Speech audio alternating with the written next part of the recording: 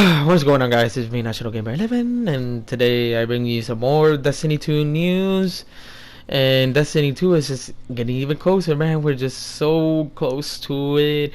1 day, 1 hour. If it was 1 hour, I would have literally been live streaming it by now. But anyways, 1 day and 3 hours. We're so close to it, man. It's just I can feel it. I want to play Destiny 2 so badly, but it says I gotta wait. Anyway, saying it right now, I hope you smash the thumbs up button if you do subscribe for more Destiny 2 news and everything. And thank you for 20 subs, 20 subs. Yeah, I was about to say 20k. I think I'll never reach 20k, to be honest, but anyways, I thank you for 20 subs, guys. It means a lot to me. I never had that much subscribers before, to be honest. And also, I would like to give a shout out to Panda Project, man. That he gave me a shout out, and thanks to him that some of you people that actually saw his video came to my video to see me and all that stuff. And I thank you so much for that, and thank you, Panda Project. You can go look him up on YouTube. He does a shout out series like every Monday, like Mondays to Thursday, Saturday, Sunday, something like that. And he does COD content, sort of. Well, anyways, shout out to him, and let's just get this video rolling with the articles. Alright, so article number 1. It says here by Forbes, what time does my bad. What times do servers go live for Destiny 2? And the article is written by Dave Thier. If you take out the R of Thier, it sounds like thief. So basically, this guy's a thief. I don't know if I can trust this guy. Just kidding. Anyway, it says here for Destiny 2, Bungie is doing a rolling launch rather than a global switch, meaning that the game will turn on at a different time depending on what region you're in. Servers go live at 12 a.m. local time, as you can start playing as soon as September 6th begins, and whatever time zone you happen to be in. There are a few exceptions, however. Bungie says that the game will go live whether the clock strikes midnight anywhere in your country.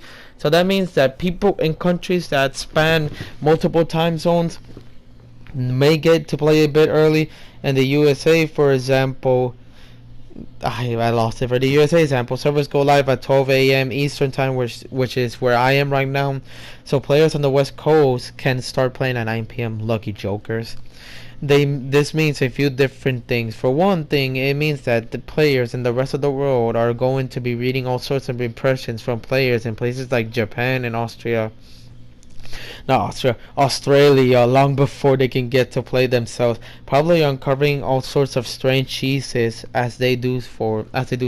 For another, it allows Bungie to stretch problems that have plagued online games in years past. Dumping the entire world on a game at once can be incredibly stressful, and so a rolling launch allows the team to not only spread things out, but also perhaps investigate and quickly fix server-side problems as they arise. And optimistic about launch stability overall, and beta was pretty smooth. My bad. The beta was pretty smooth, even with some advanced features like the campaign drop-in multiplayer that we saw in the first mission. We'll wait for Wednesday to make a judgment, however. Bungie has also provided some information on whether other games feature will go live. The first raid will go live, which I covered in the last video, is September 13th at 10 a.m. Pacific time, which if you equivalent to Eastern time is 1 p.m. if you live in the East Coast.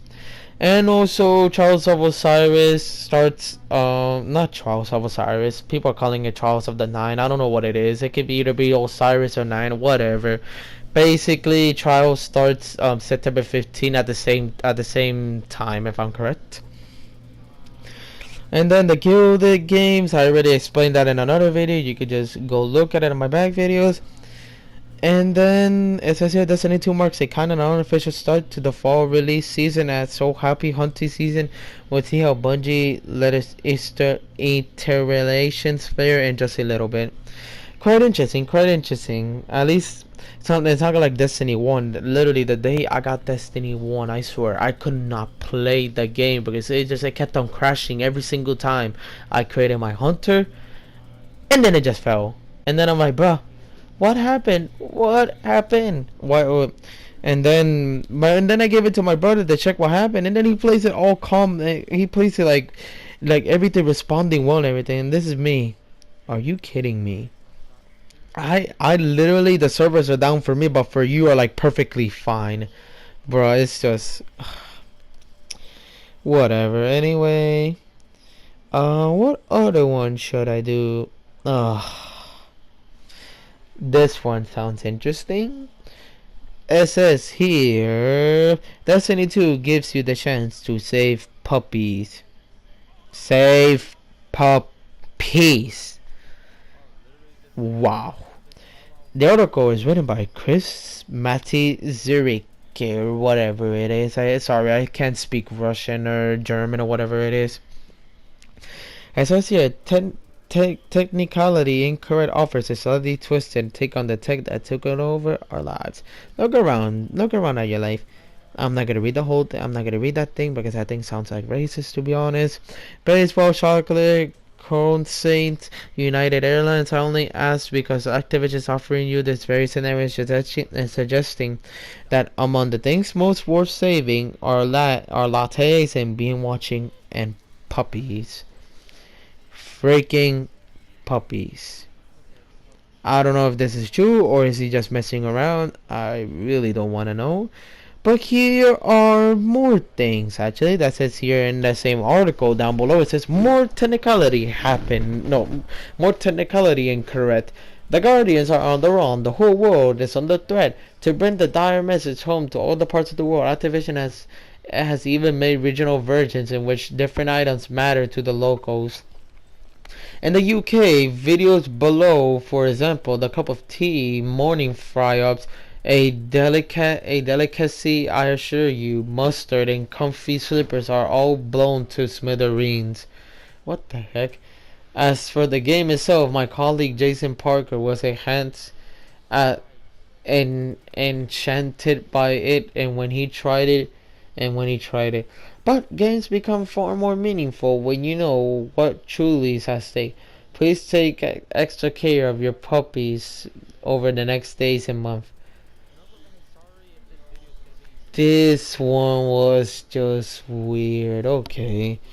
Talking about saving puppies. I love dogs, but well, it's just whatever. Oh, why did it? Oh, this one's actually interesting. It's from comicbook.com. The article was written by Tanner Detman, and the article's titled "Destiny 2 has fewer main missions than its predecessor." Information revealed that it from a leaked Destiny 2 guide appears to suggest that the second installment in the series has fewer missions than the original Destiny. Crap. Several bits of information could be inferred from the now deleted official guide to the upcoming Destiny game, but one of the most surprising was the amount of missions that seems to be available in the next game. According to the guide, it appears that the new game is said to have 17 missions? 3 fewer than the original Destiny that contained 20 main missions in all. With the lower mission count, it resulted in some questions about the supposed length of the second installment. That's true.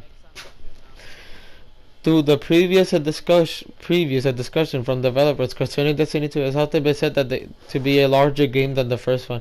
The amount of in-game missions may not be as large as the first game, but they just means that the statements from Bungie may speak to the length of the missions are opposed to the amount. Depending on how long the missions are in Destiny 2, it could so definitely be larger than the first game. The 20 mission has only included those that fall in the main mission category. With side mission strikes and other PvE content, Destiny 2 could shape up to be a larger game than the original. That's true. Basic counts that have been revealed also isn't taking DLC into account either, as Destiny received bonus content that added into the number of missions, something that Destiny 2 will undoubtedly receive as well. Paid DLC likely isn't the way that Destiny players will hope for the game to be longer. But if the length and features of the base game live up to the hype from Bungie, paying for DLC will likely be much more acceptable deal.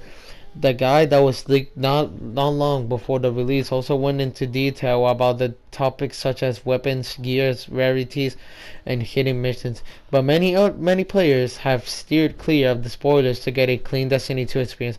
Destiny 2 launches for PlayStation 4 and Xbox One on September 6th and releases for PC on October 24th. Well done, almost to my birthday. My birthday's the 25th.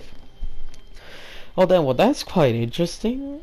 Destiny 2 has very few missions than Destiny 1. That's just, to be honest, I'm now doubting myself a little bit because they said that they want to make Destiny 2 a larger game, but I have faith in them because literally, if you count the strikes and all that stuff, maybe Destiny 2 will have more than Destiny 1. That's all I hope for right now. Literally, that's all I ask for, just more missions and everything. Because Destiny 1 is just, no offense to Destiny 1, it's just the main campaign was so stupid. It's just, it wasn't even worth it to play, to be honest. I wanted to get it over with so that I could start doing some multiplayer and all that stuff. It's just really not that good. And finally, the Phobos one, another Phobos one, and this article is actually for you Xbox One users. It says here, Microsoft now technically offering a cheap Xbox One X Destiny 2 bundle, and is written by Paul Tasey, contributor. There's a big debate about the best platform to play Destiny 2, and it seems to be rotating conversations between PS4 and PC, where maybe it will be great on Xbox One X, thrown in the good matches for every so often. What's left out of the conversation is the base Xbox One, which is now technically just Xbox One S with the original model discontinued. What I found interesting today was the fact that Microsoft's actually advertising what could be construed as a Destiny Xbox One S bundle, and is very cheap. As well as all know, Sony and Activision have an eternal blood pact where Destiny 2 has to act like a PS exclusive with content made specifically for PlayStation and being a part of official system bundles and advertising. Microsoft has its own deals with the like of WB, Warner Brothers, and EA, but not as pronounced and frankly irritating as Sony and Activision. That's so true. But despite that, Microsoft advertising a bundle that includes Destiny 2 for free. You could pay $250 for an Xbox One S, which is technically a Forza Horizon 3 bundle, or some other such Microsoft games. But after that, you get 2 more free games of your choice from a list. On the list, Destiny 2, which Microsoft is actually telling you up front. It's a kind of clever way to get around the Sony and Activision deal by just offering Destiny 2 and its laundry list of potential free games. But in the end, it produces the same result. And 250 is a steal for an Xbox One S and 3 games, 2 of your choice. Of course, the problem is that the Xbox One is not the best platform to play Destiny 2 on. As I have hinted above, the main reason you want to play Destiny 2 on Xbox is if it's the only console you own, or if all your friends are playing on the system. If you're in the market for your new console, you probably want to save up for the Xbox One X, which will blow the SOAs in terms of power, or a PS4 Pro, which gets all the stupid exclusives content and will have a player base that probably at least double the size of the Xbox Ones. That said, I think there could be a market for this. This is aimed at a cost-conscious consumer who has waited to go next gen until they are serious discontinued to jump in the pool. Well, now is that time, and for as much as I may be downplaying D2 on Xbox One, I did play the original Destiny for Xbox One 3 years. Destiny 2 will be better than that I was at baseline. Alright, so that's all I got for the articles, and that's literally all I got. I hope you like this video. If you do, subscribe for more Destiny 2 news, and we're getting closer to the release date. Stay tuned for the live stream. And yeah, thank you for 20 subs again, guys. Thank you, Panner Project, again. And see you in the next video. Bye, guys. Take care.